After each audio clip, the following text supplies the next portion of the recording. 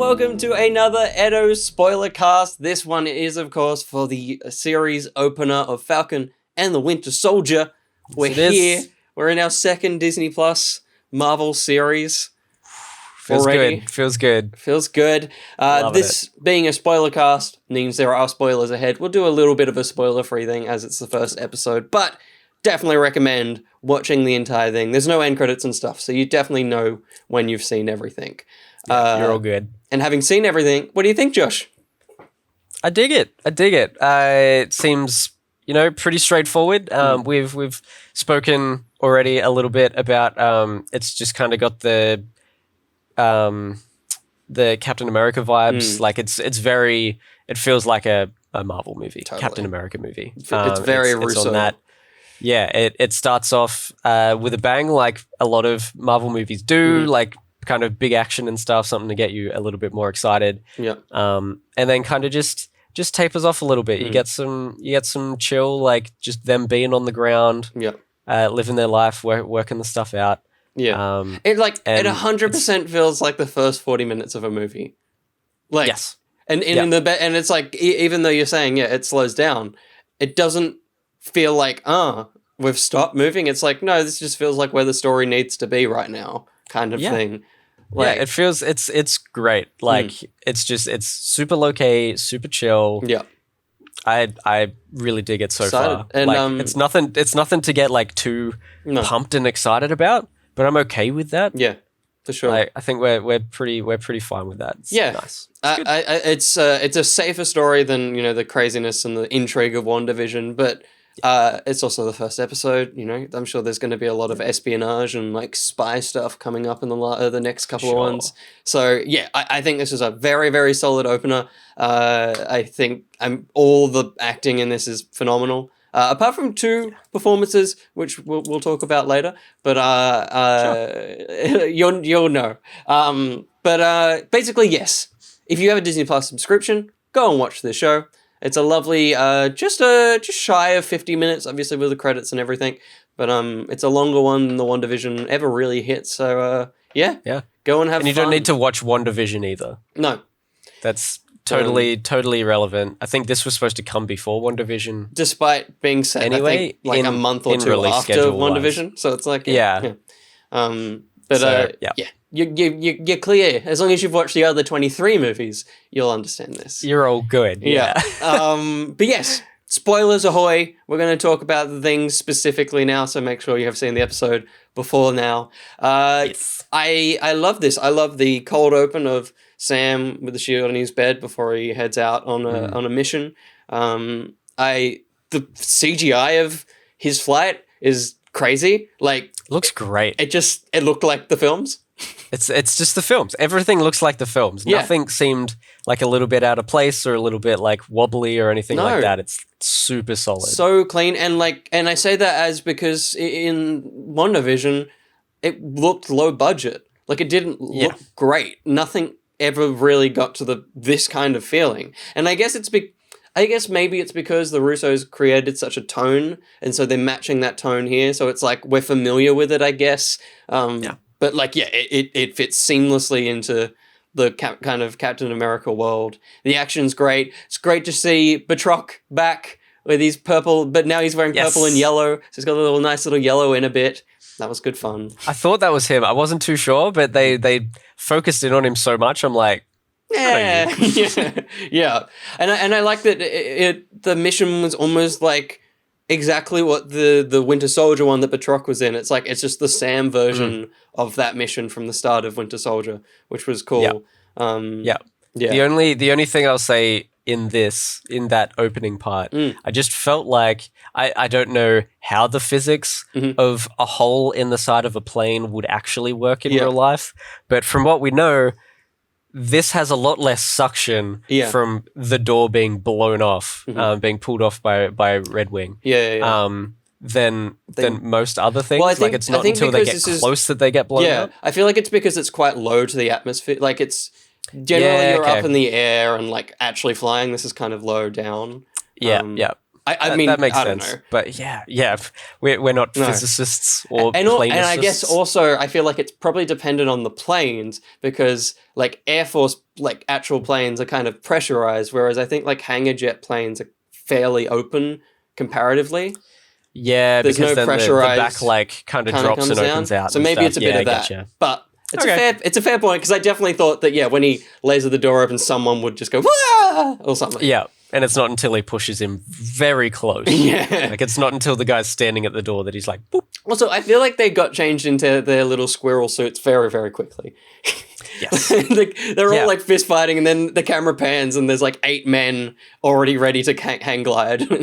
Yeah, I thought like, I think I must have like looked away for a second and then looked back, because I swear he knocked out like everyone except for maybe one dude, like the Troc or whoever. And then I looked back up and they're all there in suits about to jump out. I'm like, didn't you knock every single guy out? Where did these guys what happened? Including the pilot. He reflected a bullet and basically killed the pilot. So insane. I don't know. Yeah.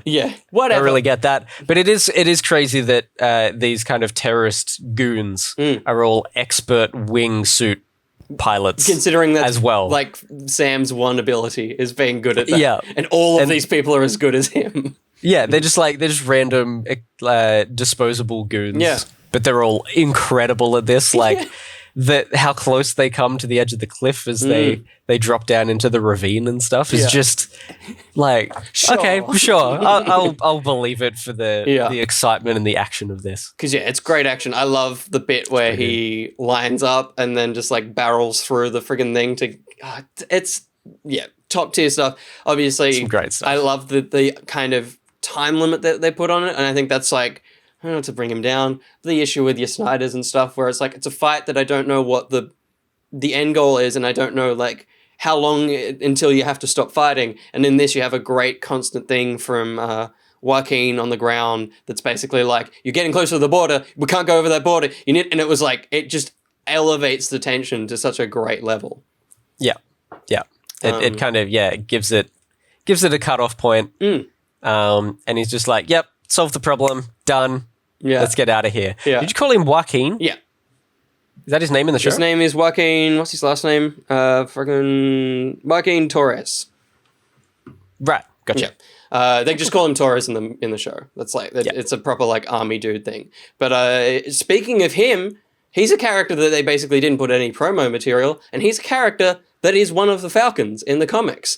He goes on to be one of them, and maybe they're setting that up as a way of being like, you're now the captain. We need a Falcon kind of thing. I also think that he'll probably just die at some point in the show. Potentially, yeah. But I really like this guy. I think I literally have a note that I'm like, I like this new little army guy. He's fun, and like I was scared that like within this single episode there was going to be a twist that he was part of the Flag Smashers or something. Like I thought we might have been angling towards that, but then it's like, no, he seems that legitimately wholesome and like good. Yeah, yeah, totally. I like when he is part of that little fight, weird like robbery thing that happens, and he's just like, I don't know how the like politics works here, but you're under arrest. Yeah, totally. It's so good. It's such a cute little thing. And the conspiracy theory about like Cap being on the moon and asking Falcon whether he flew him there. Yeah. Like, it's so good. It's so cute and adorable, wholesome, as you said. Yeah. I love it. Yeah, I'm excited for, and I'm excited. I definitely want the dynamic of Bucky and Sam to be the kind of forefront, but I'm excited for like a third wheel to pop in every now and then of him kind of amongst that dynamic. I think could be really fun. But him and Sam are having a little coffee in Tunisia, which is where they filmed Star Wars, so it's excited that they got a little name drop there. And then Sam is like, I gotta go do moon stuff, and heads back to the US to do a little like Steve Rogers ceremony thing with a little cameo. A little bit of Rhodey. Who would have expected that? It's so cool. I was half expecting him to never actually interact, and it's like they just keep cutting back to him. There's like 18 shots in a row of Rhodey just reacting, and I'm like, oh, is he just not there? Yeah, this is just B-roll from some other movie. Like, yeah, but no, it's a cool, and like, because we kind of know the plot of the show and that they will get US agent. This whole ceremony is almost laced with a bit of dramatic irony for the audience, going like, Sam, stop. don't give the shield up, dude. Like, this is gonna go poorly. Yeah. I've literally got that written down. I was like, no, Sam, this isn't what he wanted. No. It's one of my notes. And I do like part of his speech though. He's like, Captain America stood for everything, and he mastered posing stoically. Yeah. It's such a good line. It's very good. Little chuckle from the audience. It's such a from the audience in the thing. And also us. It's such a toned down version of like his actual humor. It's like he needed to throw something in there. It's great. But yeah, it was a really nice little moment. I'm glad that it wasn't a funeral. I thought this show was going to open with Steve Rogers' funeral, but it seems like we're leaving that open for a little bit longer, which is because no one knows where he is, which makes more sense for he kind of has disappeared for the Far From Home thing, where he's one of the heroes that died, and a lot of people were like, so do they know that he's old and that he has died at this point, or? So no, it is a big gray area, which is cool. It's something they can explain and play with, I guess. Definitely. As it goes on. And I like that Rhodey is the one to give him the pep talk of like, are you sure you want to be doing this, man? Like, this doesn't seem like what Steve wanted. But Falcon just wants to ditch that kind of thing, I guess.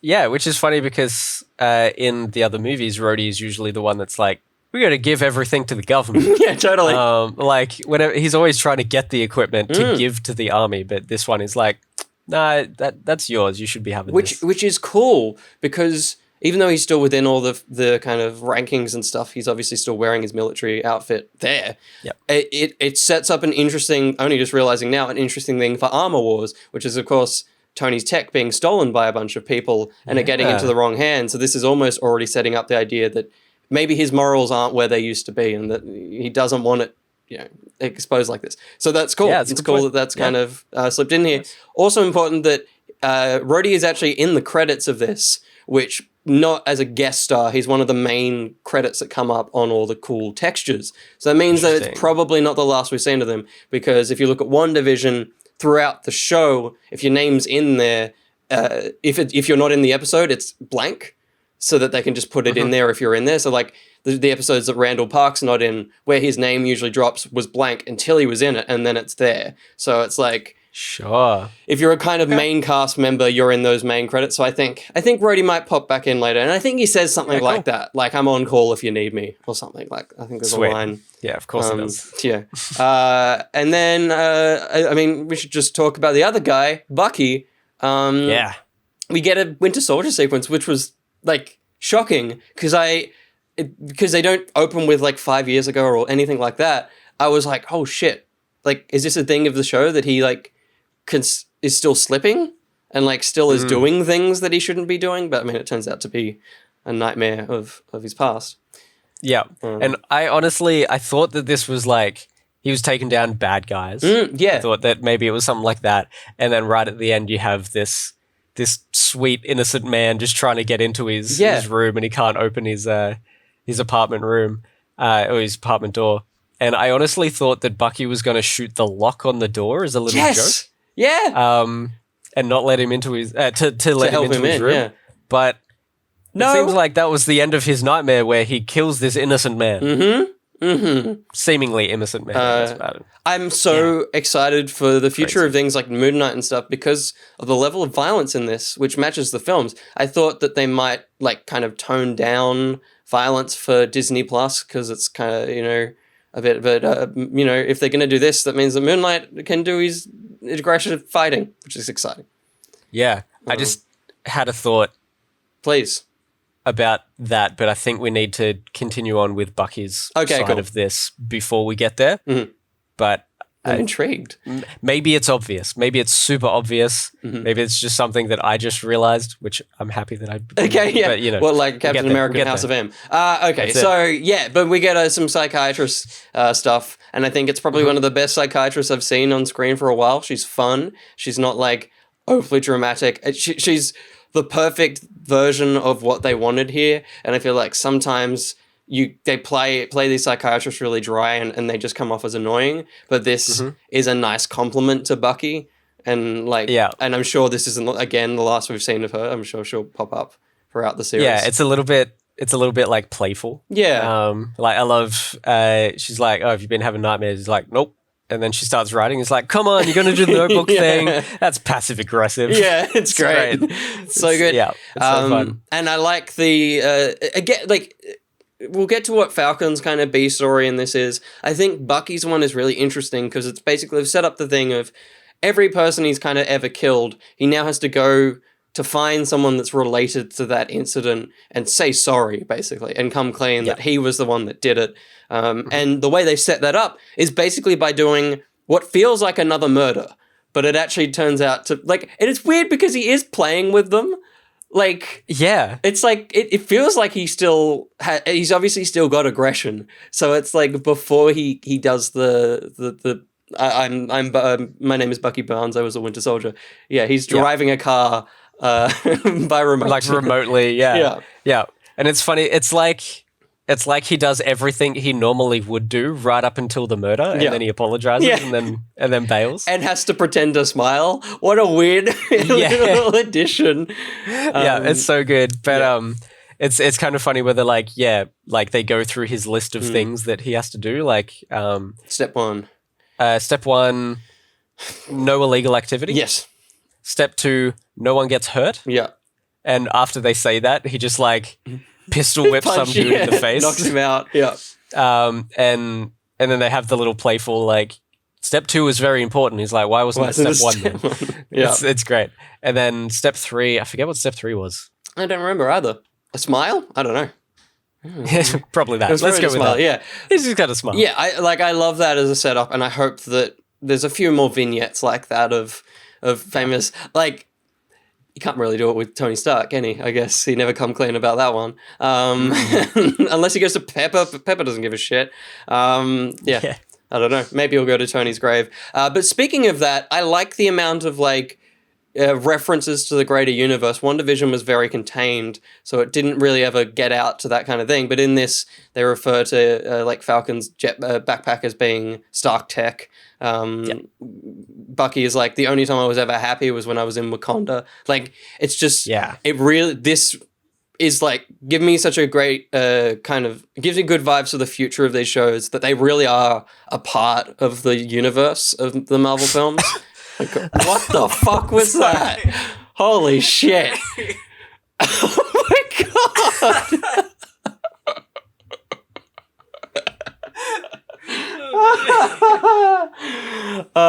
If you don't know, we were up at midnight last night watching the Snyder Cut. We wouldn't have laughed as hard as that otherwise, but for video listeners, Josh just like reverse sneezed and then coughed. It was very confronting to watch. That was intense. I think I just it's like the tiniest little bit of saliva that I just choked on. Yeah. Why? Sorry. Oh man, that was intense. That was terrifying. But yes, it's cool how much these shows are kind of pulling on the MCU strings already. Yeah, absolutely. It's basically what we were saying. Like, this feels like a Marvel movie. Like, it's just so directly like a sequel to what we've already seen. For what sure. We know. Yeah. WandaVision could almost be like its separate little thing in a way. You'd need to know a little bit, but this just seems like a direct sequel to all the films. To Endgame. But one portion of it that doesn't feel that way is Sam goes back home to see his family. It's the element that I'm like, if they play this right, it will be fine. But it's the element that feels like Arrow. It's like all the superhero stuff's happening, and then there's this little family drama, which I'm like, okay, maybe. This is also where my two like least favorite performances, the two kid actors, aren't great. They're like real janky when they're like, video games, ready, 3, 2, 1. I'm like, oh god, what the hell was that? I did like that they called him Uncle Sam though. That was very just good. A little cheeky, very ironic thing there. It's pretty cool. But I'm worried for this stuff. Yeah. Basically, no video games. Yes, video games. Oh, God. All right, no, cool. I had a thought of like why kid actors in the Marvel films have been good until this point. Is that when they were kid actors for a film, but now those kids definitely know they're in a Marvel movie, so they're like just actually children. They're not actors. But the kind of premise of this is gone home. There's obviously a family business. There's an element of this that I'm excited for in terms of the greater universe of the Marvel universe. They're going home. There's like a family business that Sam's always had with his sister and stuff, and that's gone under during the 5 years of the snap. And so now they want to, they need to sell the family boat, which just feels like a weird hurdle. I feel like Sam should just let the boat be sold. Like, that's literally the only problem. Yeah. Just sell the boat. She's just, the sister needs some money. Yeah. And needs to like shut down this business to go continue living the rest of her life. I did feel like this is just kind of a, like, dude, just a lot has changed. Yeah. She's gone through a lot. I don't think she didn't get snapped. She didn't get blipped. No. Yeah. So yeah, I feel like she's been through a hell of a lot. And her husband either divorced or is dead. She's a single mother as well. Something like that. Yeah. So it's just like, dude, just let it happen. Let her do it. And like, it's fine. But then on the other side as well, if he wants to give you money, just let him give you money. Like, both sides of this argument are real weird. It's definitely the least interesting side, because I also like Bucky's other side, less superhero-y thing. It's so good. We'll get to it. It's so fun. To cap it all off, episode 1, we'll see how it goes. It might have more to it than we think, but cap it all off. Hey, I did like the scene, just to wrap all that stuff up, at the scene where he goes to the bank and the bank is just like, can I get a selfie? Actually, can I get one with your arms out? It's like, my God. It's pretty fun. Yeah. Probably very annoying, but a little bit unprofessional. Pretty fun overall. But this is also he denies him anyway. Yeah, he denies him, and like, this is the thing of like, I love lore and stuff. So as much as this arc is weird, I like that they're like, hey, because we kind of all got used to the people not being here, and we were making a certain amount of money as an economy. Now there's a double the population and stuff like that. The bank is like, we don't know how to handle this. We can't just be giving out money because we haven't been getting in enough money. And like, I like that part of it. So if that's all this is like expanding the lore of where the Marvel Universe is right now, that's okay, I guess. Continuing the global effects on what happened and how it's not just affecting the superheroes, it's like affecting everybody's everyday life. And how the whole world is moving forward now. Totally. Imagine that part is cool. It's cool. Imagine if like Zemo actually got a new family, and because of the snap, like, so his motive is exactly the same again. He's like, the Avengers took away my family. It's like, oh, fuck, dude. Just get over it. Damn it. But yes, Bucky. I loved this because for me, he's hanging out with this very old man. I kind of assumed that maybe it was someone from like the war. Like, that's kind of where mine was at. Like, maybe it's a mate from the war that's now old, because they don't really. The scene kind of just starts with him accosting a guy for putting the guy putting his rubbish in his bin, which I love. Yeah. Such a like Marvel scene where it's like, you don't need this, but you've added so much character to the world and to this one brand new character in the show. Yeah, it's what the Marvel comics do. It's just like it's just this little side joke that's happening. Yeah. Which is not important after that frame finishes. Totally. I don't like dancing around things. So basically, so they go to a bar. There's a cute scene where he forces the old guy forces a chat up between Bucky and the waitress. It's very good. It's adorable. Sets up a date. Sets up a date. Yeah, I said I don't want to skirt around it. Basically, this old guy is the father of the kid in the flashback sequence earlier in the thing. And when they reveal that, which is basically just an over-the-shoulder thing, it kind of, you definitely get the point of it when they're having their date and she starts bringing it up. It's like, it's almost, it all dawns on you. You're like, oh, God, like, this is all feeling very uncomfortable now. Yeah. That is the realization I just had. I thought it would be a while ago. I didn't realize that the kid in his dream and the kid that he's kind of apologizing to the old man for were connected. Yep. I really like that. It's very cool. I feel like I almost wish these Marvel shows, and I don't because I'm excited to see where the shows go, but I almost wish like the Bucky component of this episode was like a 10-minute short film. Like if the Disney Plus realm of Marvel stuff was just these 10-minute shorts of a bunch of characters, because that's what it felt like. Like this entire arc within these 40 minutes was its own story. Like it told so much about Bucky that we've never had. And just like, even just him not being able to say what he wanted to say to the guy, that he's still holding on and not wanting to do it. And I'm intrigued to know where that goes as well. Like if that's the end of that story and it's just like, he can't say it and it's like, fine, that's fine. Or whether it is like a season long, that character will keep coming up and eventually he has to confront it or whatever. But yeah, I love Sebastian Stan. I'm really like this dude's so good. Yeah. Very, very much looking forward to a lot more of him. But in this, we haven't even got a single crossover of Sam and Bucky, other than a mention from the psychiatrist, whatever she is, basically saying you haven't answered any calls from Sam yet. The only person you've called is me, which is very sad. You have no friends. It's a great line. Yeah, pretty much. But that's the only reference we have to these two characters being connected at all. And clearly Sam is trying to get in touch with them, but Bucky is totally dealing with his own stuff. Yeah, which is I almost love if they fucking did a twist to it and it's like they don't interact until like the last two episodes or something. That'd be sick. I like looking at the logo right now. There's enough kind of to play with there. Like it's true because you can almost have Sam's on this journey, Bucky's on this journey, and maybe they both meet at the middle of. Like they both get to a similar headspace, and that's when the characters kind of meet. Like I'd be keen for that. But yeah, it's a great point that they just never cross over. I also like the idea that on Bucky's phone is like Sam trying to message them, and also I'd love if like Scott is like messaging. He's like, "Hey dude, do you want to hang out? Do you want to hang out, man?" Like he's another one that he's just like, "Oh God, no." Yeah. Like him and Peter are just like, let's hang out, bro. That'd be so good, yes.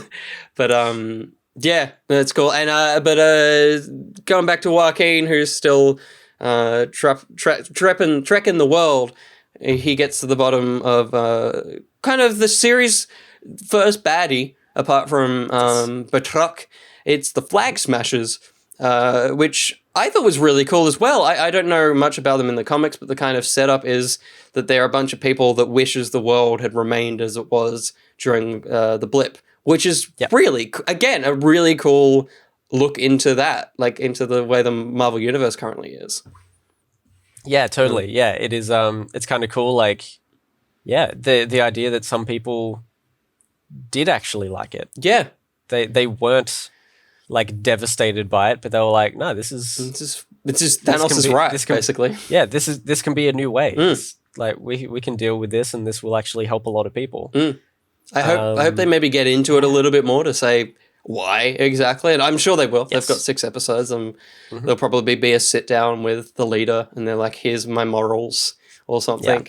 But yeah, no, it's a cool twist that I as much as all the trailers had a lot in them, I think they did a very good job of holding back on what anyone was doing in this show. So I'm excited to see where that all goes. But yeah, he's amongst it all.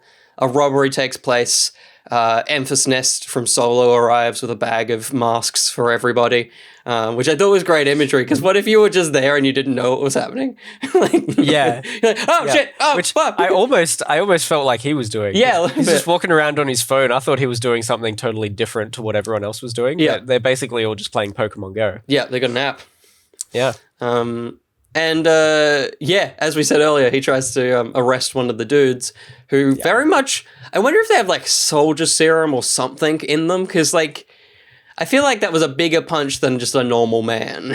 Absolutely, yeah, because I think he punches someone else at some stage. And they just go flying.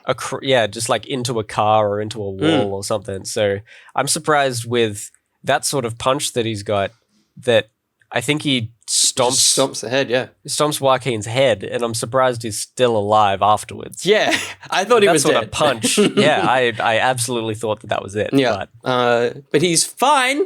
So fine that he sends a selfie of himself like doing a Zoolander thing to Sam, and then again we didn't mention, but he's recording the whole thing in his jacket, which was a great bit. But yeah, so Sam is kind of across it all, but it doesn't matter because the episode all comes to a big old conclusion when Sam's sister is like, "Yo, check out the telly." Which I thought was funny because Joaquin is like, "Hey Sam, I need to chat to you."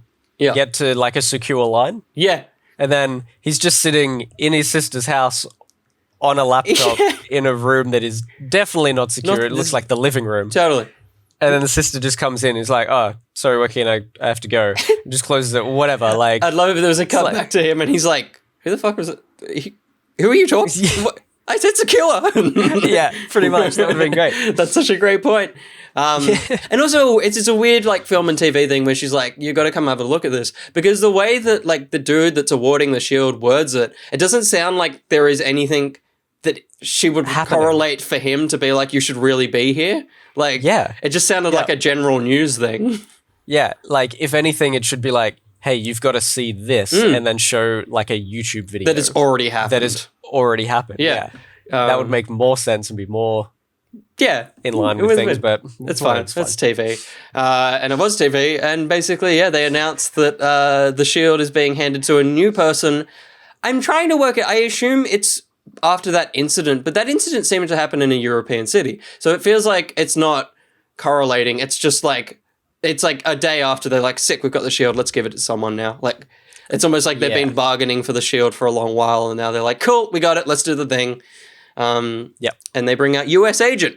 I don't know if they name drop him. I think they just call him the new Captain America. Yeah, they're like, "Welcome your new Captain America." That's right. Because I think, as we all know, I'm very like out of the loop on this crap, even though I'm in it, but I'm not. Yeah. I don't think I realized that US Agent was going to be in this. Right. I didn't really know where this whole thing was going. I hadn't looked too far into it. I just know that these things are coming out. Yeah. And I'm like, I'm just going to go in blind, basically. Yeah. But yeah, when we were talking to Ben earlier on our comics cast about the Falcon and the Winter Soldier series, you guys mentioned it. I'm like, oh yeah, of course. Makes sense. Yeah. And then my mum messaged me, having not checked whether I'd watched this episode all over yet. again. Bloody hell, she does it so much. She's like, "I don't know who this new Captain America is." I'm like, well, no one does, but ask me if I've seen the episode first. And then ask me questions. Damn it, Mum. Don't just assume. Damn it, Mum. I'm a busy person. I have my own life down here. Yeah. I don't just sit and watch these things all the time. Yeah. Contrary to popular belief. Most of the time, yes, I do.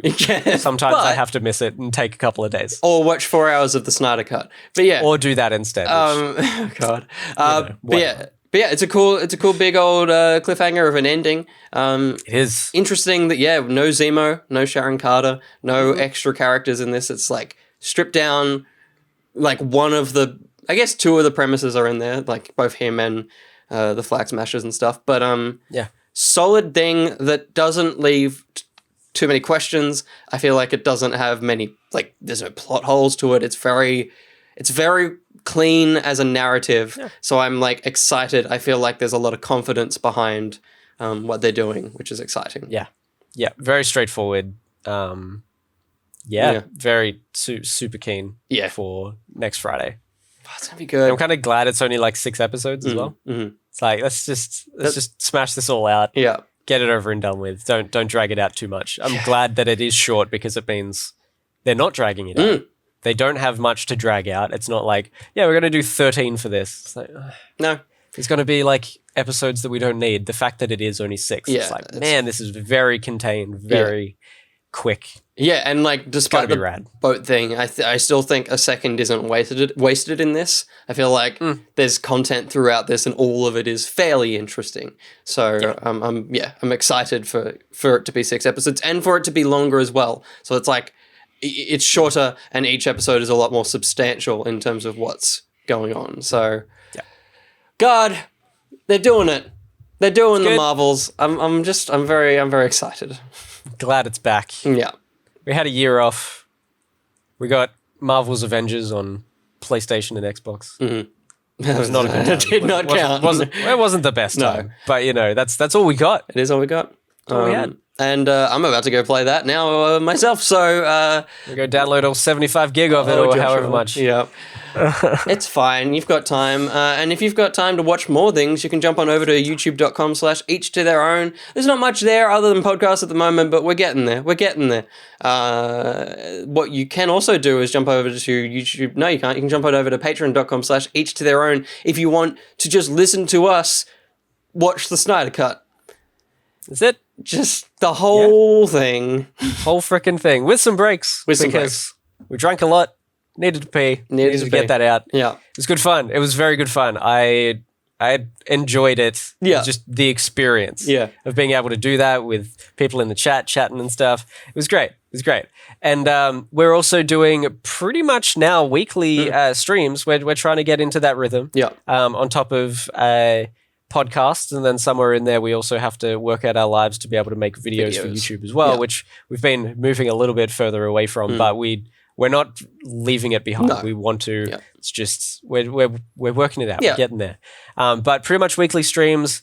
We're hoping every Monday night, probably around 8:30ish, 8:30 to start from time to time. But we'll post that on our Facebook page, which I don't know. We've been doing all that much, but usually just over to Patreon, but to our Discord. But so we're everywhere that's you pretty can much everything. Possibly think of, except for like MySpace or Bing. Can you just be on Bing? I guess that's a search engine, isn't it? Yeah, they could find us. They could technically find us. Maybe.